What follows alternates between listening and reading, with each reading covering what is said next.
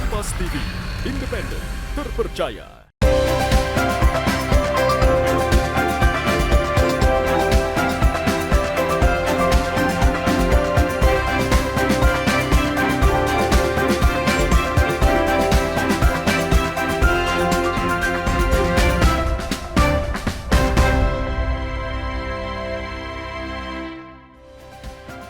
Selamat pagi saudara, apa kabar Anda hari ini? Senang sekali saya Linda Wirawan dapat kembali menjumpai Anda di program Sapa Nusantara edisi kali ini. Seperti biasa kami akan menghadirkan beragam perbincangan menarik untuk menemani aktivitas Anda di pagi hari ini.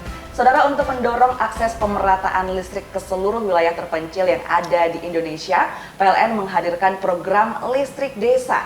Ini juga untuk mendorong peningkatan kualitas hidup warga desa. Dan sebenarnya seperti apa program Listrik Desa ini? Kita akan bahas langsung bersama dengan narasumber kita. Sudah hadir di tengah-tengah kita ada Bapak Edian Syah selaku General Manager PLN UID Sulselrabar. Selamat pagi Bapak. Selamat pagi Mbak Linda. Gimana kabarnya hari ini Pak? Alhamdulillah hari ini sehat walafiat. Luar biasa sekali Pak. Hari ini kita akan membahas banyak Pak mengenai program Listrik Desa. Tapi sebelum itu mungkin boleh dijelaskan sedikit Pak, sebenarnya program Listrik Desa itu apa sih Pak? Silahkan. Ya, baik Bu Linda dan para pemirsa di studio. Program Listrik Desa ini adalah program pemerintah pusat ya. Dalam hal ini di-lead oleh Kementerian SDM, kemudian diarahkan ke PLN untuk melakukan aktivitas ya. Dalam hal ini adalah program-program yang menyentuh untuk pemenuhan fasilitas infrastruktur kelistrikan. Yang kita ketahui bahwa ada beberapa desa dan saat ini sebenarnya dusun ya. Kalau desa kita sudah 100%. Untuk dusun ada beberapa masyarakat yang belum mendapatkan akses listrik khususnya di daerah 3T ya. Karena itu maka program Listrik Desa ini menjadi program unggulan dari pemerintah karena pemerintah dalam hal ini Presiden Prabowo juga berkomitmen untuk bisa memberikan pasokan ya fasilitas infrastruktur kelistrikan ini secara merata kepada seluruh warga Indonesia. Jadi ingin menghadirkan listrik secara merata Pak ya kepada Betul seluruh sekali. warga Indonesia. Ya. Nah Pak, kalau untuk saat ini pelaksanaannya seperti apa Pak? Sudah sejauh mana seperti itu? Ya, pelaksanaan listrik desa ini merupakan program yang berkelanjutan ya. Karena kita pahami bahwa PLN ya dengan adanya amanah dari pemerintah terus berkomitmen untuk memenuhi semua fasilitas infrastruktur ketenaga listrikan ya sampai menjangkau ke daerah-daerah yang terpencil. Memang kita sadari ya untuk pemenuhan sampai dengan 100% itu kita menghadapi beberapa kendala karena lokasi yang sangat jauh ya, karena adanya daerah kepulauan, kemudian tidak sedikit juga rumah-rumah yang saat ini dia tinggal di atas perairan atau di atas laut ya. Tetapi itu semua tidak mengecilkan ya peran dari PLN. PLN terus termotivasi untuk bisa melistriki, bahkan kita punya program yang sebenarnya kita diminta untuk tahun 2029 untuk bisa 100% ya, mendekati 100%, dan PLN juga punya roadmap yang saat ini kita ya mungkin kita bisa percepat di 2028 atau mungkin di 2027 bisa menjangkau semua akses ya listrik itu bisa dinikmati oleh seluruh masyarakat di Sulawesi Selatan, Tenggara dan Barat. Ya. Oke Pak, tapi kalau kita berbicara mengenai program Listrik Desa ini sebenarnya dimulai dari tahun berapa sih Pak? Ya, Listrik Desa ini memang sudah dirancang sejak dari awal ya.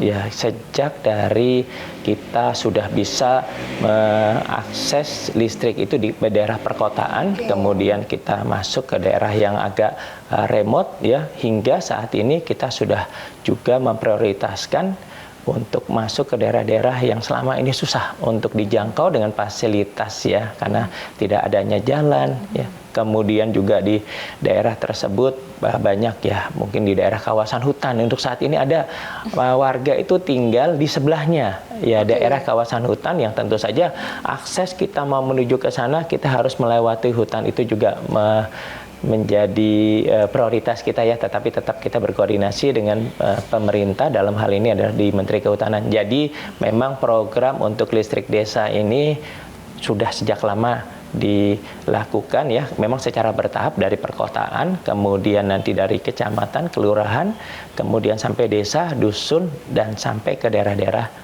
3T. Jadi menarik sekali kasusnya Pak ya, bahwa ternyata ada warga yang tinggal di sebelah hutan seperti itu, dan itu juga menjadi salah satu kesulitan dari PLN tersebut.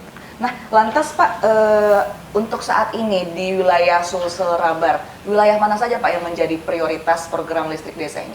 Ya, jadi untuk saat ini karena kita ketahui ya bahwa pemenuhan rasio elektrifikasi kita sudah secara total itu sudah sebesar 99,95% dengan menggunakan data penduduk tahun 2023, sehingga saat ini ada beberapa daerah ya yang belum terjangkau listrik, kita prioritaskan untuk menjangkau akses listrik, fasilitas, infrastruktur, kita masuk ke daerah-daerah yang belum terjangkau tersebut. Dalam hal ini yang kita prioritaskan adalah di daerah 3T ya, yang tertinggal ya, kemudian terjauh dan terluar. Oke, kalau contoh-contohnya Pak di wilayah Sulsel Rabar itu seperti di mana saja Pak? Oke, yang untuk di daerah Sulawesi Selatan itu adalah di daerah pulau-pulau terluar ya. Kemudian yang paling banyak memang saat ini untuk rasio elektrifikasi yang masih gapnya cukup besar itu ada di daerah Sulawesi Tenggara ya, karena Sulawesi Tenggara itu banyak sekali kepulauan, kemudian daerahnya juga cukup remote ya, bahkan juga ada daerah-daerah yang kepadatan penduduknya itu agak jarang ya, terutama kayak ada di Pulau Hoga, itu agak jauh dijangkau. Tetapi itu semua bukan menjadi hambatan buat PLN karena kita punya komitmen kuat ya. Kita sudah diamanahkan oleh pemerintah ya melalui Kementerian SDM dan juga disupport oleh Danantara dari PLN Pusat, menginstruksikan kepada seluruh GM di UID, UIW tersebar untuk segera menjangkau daerah-daerah 3T tersebut ya. Apapun hambatannya, apapun kendalanya itu harus bisa kita terobos ya. Kita tentu saja dalam hal ini kami bersyukur ya, kita sudah membuat perencanaan secara matang. Kita juga berkoordinasi dengan stakeholder setempat dan tentu saja dengan masyarakat ya. Karena ini kita menyadari bahwa listrik itu merupakan kebutuhan mendasar, tentu saja masyarakat, kemudian juga stakeholder support full untuk bisa melistrikinya. Oke, kita masih akan ngobrol banyak Pak mengenai program listrik desa ini, namun kita jeda sejenak. Saudara jangan kemana-mana, tetap bersama kami di Sapa Nusantara.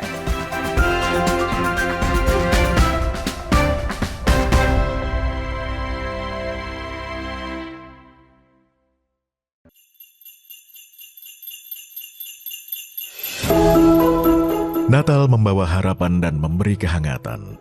Berkat Natal kiranya dapat menyelamatkan keluarga dan mengeratkan persaudaraan.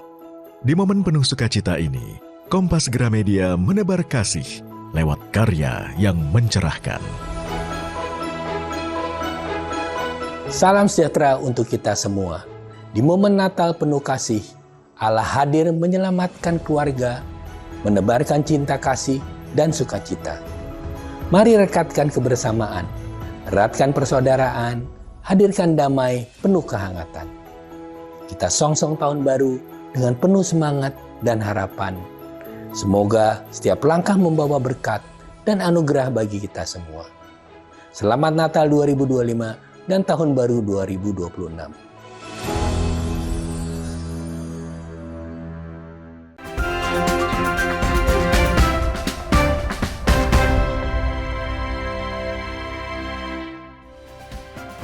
Terima kasih saudara, Anda masih bersama kami di Sapa Nusantara. Kita masih bersama dengan General Manager PLN UID Sulsel Rabar, ada Bapak Ediansyah. Bapak, tadi luar biasa sekali penjelasannya mengenai program listrik desa, bahwa ini juga untuk meningkatkan kualitas hidup masyarakat desa, dan juga sudah sejak dulu Pak ya, ini program sudah berjalan.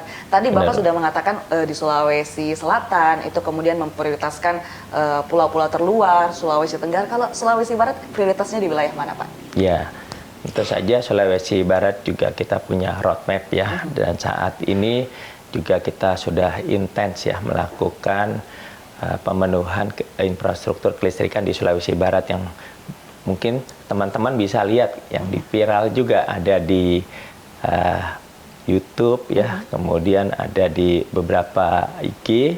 Di situ kita ada tagline-nya adalah ojek yang termahal di daerah Seko. Nah, ojek yang termahal. Iya.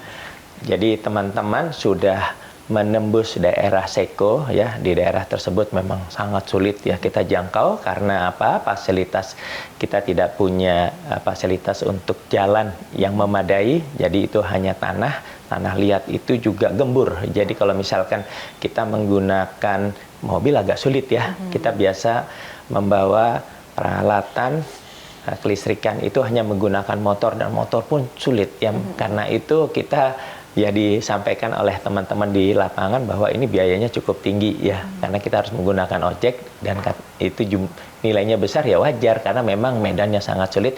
Tapi kita alhamdulillah kita berhasil tembus ya. Kemudian kita berhasil melistriki di daerah Sulbar ya, ada beberapa kita menggunakan infrastruktur jaringan JTM, JTR, dan tidak sedikit juga kita menggunakan inovasi PLN yang saat ini dikembangkan untuk menjangkau daerah-daerah yang terpencil ya, dan kita bisa cepat mengeksekusinya menggunakan SuperSun.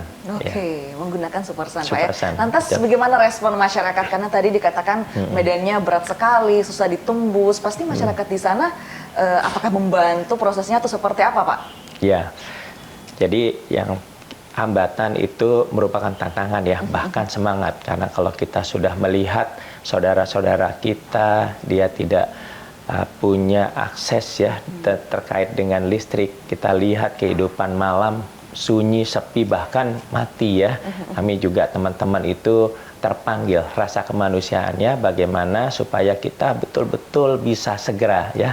Ini capek iya ya, tetapi itu hal yang bisa tertutupi pada manakala teman-teman sudah bisa menjangkau dan sudah bisa menyelesaikan proyek untuk penyelesaian pemasangan dari SuperSun, apalagi pada saat kita sudah melaunching, meresmikan dan menghidupkan listrik itu. Kita lihat ya, masyarakat, anak-anak, adik-adik itu langsung senang sekali, gembira sekali, sampai menitikkan air mata. Kita merasa puas ya sebagai manusia, karena memang inilah kita di PLN tidak hanya bekerja untuk diri kita, tetapi kita juga merasa bahwa inilah ladang amal ya, ladang jariah yang kita bisa persembahkan untuk negeri. Ya. Lonjakan kegembiraan ketika kemudian listrik itu menyala sangat terasa Pak ya oleh masyarakat. Sangat terasa. Dan juga dirasakan oleh petugas PLN ya, sendiri. Karena saking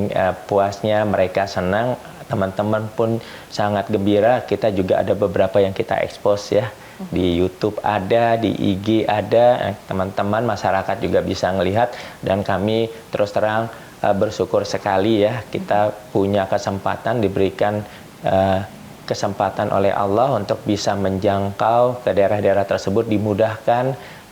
Tentu saja stakeholder kunci, pemerintah setempat, masyarakat ya, seluruhnya kita bahu-membahu, bersinergi, kolaborasi untuk bisa menyelesaikan program-program listrik ya. Tentu saja yang kita punya roadmap ya sampai dengan 2027 atau mungkin nanti kita bisa percepat lagi, alhamdulillah ya, karena memang kita berharap akses listrik, akses untuk penerangan ini kita pastikan harus bisa hadir di masyarakat yang saat ini belum terjangkau. Oke, tadi dikatakan kalau dari segi testimoni masyarakat mereka senang sekali, gembira. Tapi kalau dari dampak ekonomi, dampak sosial, apa yang kemudian dirasakan jangka panjang dari desa-desa yang terjangkau listrik tersebut, Pak? Ya, Makasih ya Mbak Linda. Jadi keberadaan listrik ini benar-benar ya merubah ya peta kehidupan masyarakat desa. Mereka yang selama ini adem ayem ya, tidak bergeliat ekonominya, dengan adanya listrik itu masuk, mereka aktivitas ekonominya tumbuh begitu cepat ya, UMKM bisa bergerak ya untuk tumbuh, kemudian sarana fasilitas pendidikan juga kita sudah prioritaskan untuk kita penuhi kelistrikannya. Itu juga sangat membantu adik-adik ya yang tadinya mereka sulit untuk belajar pada saat malam hari, mereka bisa belajar, beraktivitas, melakukan kegiatan-kegiatan ibadah ya, bahkan juga untuk di rumah sakit ya kita udah prioritaskan untuk kita jangkau, sehingga pelayanan kesehatan ya, kemudian juga mungkin dari program pemerintah pusat ada MBG dan sebagainya itu bisa kita pastikan semuanya berjalan secara baik karena kebutuhan yang paling mendasar listrik sudah bisa mereka akses dan bisa mereka jangkau. Oke, ya. Dan ini juga tadi mendukung ya program dari PLN untuk meningkatkan kualitas hidup dari masyarakat. Betul sekali Bu Linda ya. Nah tadi kita juga membahas bahwa roadmap-nya bahkan sudah sampai 2027 Pak ya. Tapi kalau di 2026 ini apa yang diprioritaskan Pak? Mungkin boleh dijelaskan sedikit mengenai roadmap-nya. Ya. Jadi untuk pemenuhan listrik di tahun 2026 ini merupakan kelanjutan ya. Dari tahun 2025 kami di supervisi ya, di lead oleh pemerintah, dalam hal ini Kementerian SDM ya, Pak Menteri luar biasa all out ya, kemudian Pak Direkturnya ya, Pak Hafiz ya sebagai Ketua KPA juga all out untuk memastikan, bahkan ya beliau dari kementerian itu setiap saat ya bahkan langsung berkunjung ke lokasi yang sedang dibangun. Mereka juga keliling ke beberapa wilayah dan WID untuk memastikan bahwa program dari pemerintah, dari Pak Menteri ya SDM itu betul-betul dijalankan secara baik dan sesuai dengan perencanaan yang ada ya.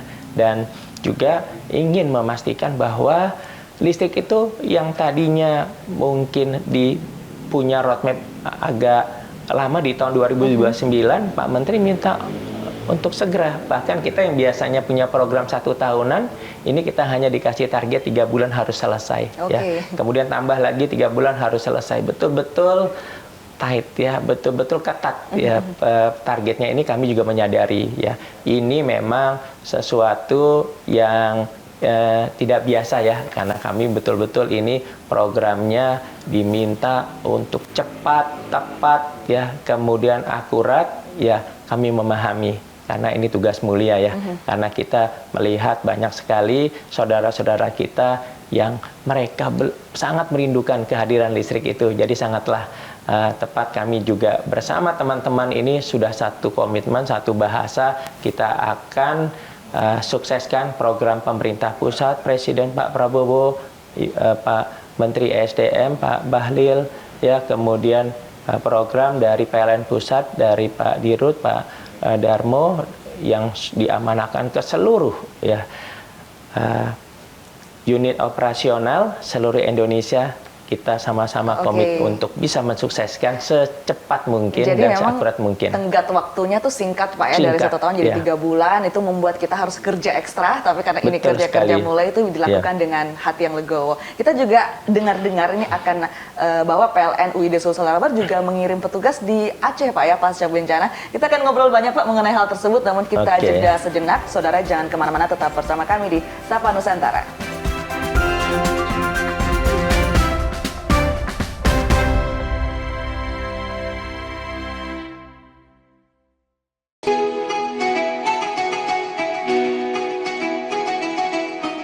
Mari sambut Hari Yang Fitri dengan hati penuh kemenangan, menjalin silaturahmi, menguatkan persaudaraan dalam kebersamaan.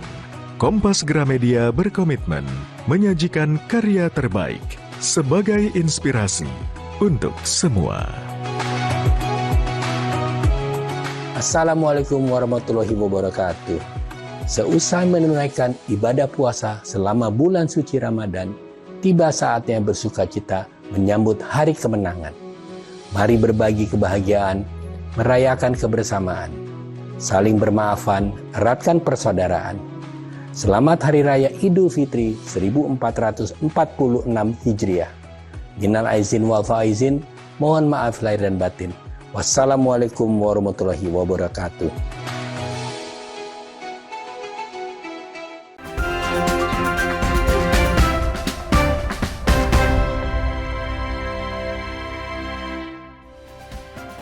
Terima kasih saudara, Anda masih bersama kami di Sapa Nusantara. Kita masih bersama dengan Bapak Edian Syah, General Manager PLN UID Sulselrabar. Tadi saya sudah janjikan nih Pak ke pemirsa bahwa ada informasi kalau PLN UID Sulselrabar juga mengirim petugas Pak ya ke lokasi bencana di Aceh dan di wilayah Sumatera lainnya. Seperti apa Pak? Boleh diceritakan? Ya benar. Jadi yang berkaitan dengan bencana Aceh ini kita memang diinstruksikan ya dari pemerintah pusat, khususnya dari Pak Dirut PLN ya Pak Darmo meminta kita harus di depan ya. PLN harus proaktif ya. Ini bencana adalah masalah kita semua dan ini juga menyangkut kepada masyarakat luas. PLN sudah dimotori di-lead oleh Bapak Dirut ya beserta seluruh BOD langsung tampil pada saat ada bencana terjadi ya dalam waktu singkat. Bapak-bapak BOD sudah berada di lokasi. Kami di daerah melihat dan juga kami terpanggil ya karena beliau memberikan contoh panutan ya begitu tulus ya. Kami bersama teman-teman ya sudah langsung pada saat itu kami ya mungkin 1-2 hari kami langsung kirim juga teman ya. Waktu itu kami kirim Pak Ruli, kebetulan beliau adalah manajer UP2K dan kebetulan beliau putra Aceh. Beliau tersentuh juga melihat saudara-saudaranya di Aceh sedang menghadapi musibah. Beliau minta dia telepon ya sama saya, Pak GM, saya bisa nggak diperkenankan untuk balik? Saya mau bantu saudara-saudara saya. Sedih juga sih, ya, luar biasa. Seketika itu silakan aja Pak Ruli, tolong bawa apa yang kita bisa bantu. Kita koordinasi dengan teman-teman di Aceh. Pada saat itu mereka butuh ya, salah satunya adalah penerangan ya, kemudian lampu emergensi dan sebagainya.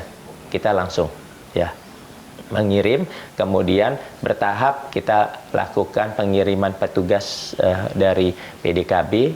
Secara total ada 47 ya personil kita berangkatkan di sana dan ini kita akan berangkatkan lagi di batch ketiga. Ya. Nah Pak, itu tadi pemulihan pasca bencana ketika di Aceh kemarin Pak ya tertimpa musibah. Kalau misalnya wilayah di bawah naungan Bapak di PLN UID Sulselrabar mengalami kejadian yang serupa, kita tidak meminta Pak ya, tapi kita berandai-andai jika misalnya terjadi kejadian serupa, apa kemudian yang dilakukan PLN UID Sulselrabar untuk memulihkan kelistrikan pasca bencana Pak? Ya, kita menyadari ya bahwa listrik itu merupakan kebutuhan dasar ya. Jadi kalau misalkan ada bencana, semua infrastruktur itu sangat membutuhkan kehadiran listrik di awal dari pemulihan itu. Tentu saja kita sudah ada standing operation prosedurnya ya. Kita ada mekanismenya, kita sudah ada tim gerak cepatnya ya. Setiap ada bencana kita sudah tahu apa porsi dari tim-tim tersebut, apa tugas dan tanggung jawabnya, yang mana yang harus kita lakukan lebih awal ya, mana yang lebih prioritas, itu sudah dibuat, ada mekanismenya, sudah terbukukan secara baik dan teman-teman sudah memahami hal tersebut ya. Kalau level tingkat bencananya itu masih bisa kita kendalikan, teman-teman cukup dilakukan oleh petugas UID Sulselrabar. Tetapi kalau dia skupnya lebih luas lagi, dengan sendirinya nanti dari teman-teman di UID yang tersebar di Indonesia, mereka akan melakukan kontak dan pasti mereka akan bantu kita. Oke, jadi pasti akan ada bantuan seperti itu Pak ya. Ada tidak dalam buku SOP tersebut tenggat waktu yang harus dipenuhi ketika kemudian bencana terjadi? Bagaimana tenggat waktunya untuk memenuhi kembali kelistrikan Pak? Ya, itu memang sangat bergantung ya dari seberapa besar kerusakan infrastruktur yang terjadi akibat dari bencana tersebut. Kalau dia kerusakannya itu sederhana saja seperti halnya operasional biasa keseharian, ya tentu saja kita juga punya SLA ya, kita bisa pulihkan dalam jangka waktu di bawah 3 jam kita pulihkan. Tapi kalau tingkat kerusakannya itu memang cukup parah, ya tentu saja harian. Tapi harian ini kita kalau dari timeline yang normal itu kita akan percepat ya, timeline itu. Nah, tapi yang perlu kami sampaikan ya Mbak Linda, bahwasannya kita setiap ada bencana dari Pak Dirut PLN Pusat juga mengingatkan teman-teman, tolong ya, bahwasannya contoh seperti di bencana di Aceh itu kita tidak hanya sekedar untuk memulihkan infrastruktur, tetapi yang lebih penting lagi kita adalah menguatkan mental mereka, kemudian kita memastikan infrastruktur kayak masjid, rumah sakit ya, itu kita harus hadir di depan dan kita yang bisa membantu untuk percepatan. Seperti di Aceh itu kemarin masjid langsung direkoveri, itu tim teman-teman bukan hanya bekerja untuk infrastruktur listrik, tetapi juga bekerja untuk memulihkan supaya rumah-rumah ibadah itu bisa berfungsi secara baik ya. Termasuk juga rumah sakit itu juga PLN hadir di sana. Jadi PLN hadir di sana bukan hanya fokus untuk infrastruktur kelistrikan, tetapi betul-betul menyentuh ke arah kemanusiaannya, itu terutama rumah sakit ya. Oke, jadi bukan hanya menyentuh infrastruktur, tapi juga menyentuh mental dari masyarakat pasca bencana seperti itu Pak ya. Terakhir mungkin harapan dan juga pesan-pesan yang ingin Anda sampaikan Pak terkait dengan komitmen PLN untuk menghadirkan listrik yang andal dan juga merata, silahkan Pak.